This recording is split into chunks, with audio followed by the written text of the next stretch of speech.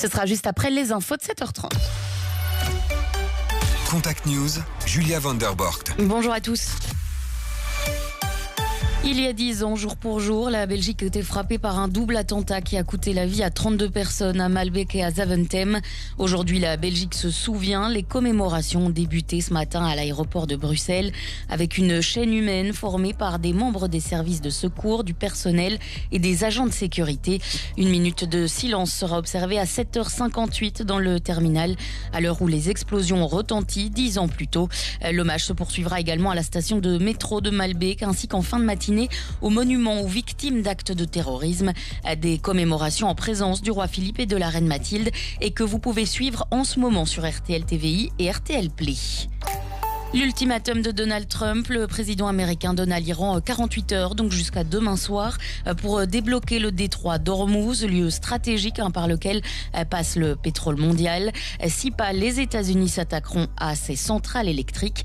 C'est ce qu'il a prévenu sur son réseau social. Une menace américaine qui intervient alors que 2 missiles iraniens se sont abattus hier sur 2 villes du sud d'Israël, faisant des dizaines de blessés. Conséquence de cette guerre, la hausse des prix du carburant. Le prix du diesel atteint aujourd'hui un niveau record, 2,28 € le litre, soit 18 centimes de plus qu'hier. C'est une première depuis le début du recensement des prix en 2008. Au Soudan, plus de 60 personnes sont mortes, dont 13 enfants, dans une attaque contre un hôpital du Darfour-Est. La capitale de l'État du Darfour-Est est contrôlée par les paramilitaires des forces de soutien rapide qui sont en conflit depuis 2023 avec l'armée. Un conflit qui s'est intensifié ces derniers mois avec plusieurs attaques meurtrières sur des écoles et des hôpitaux.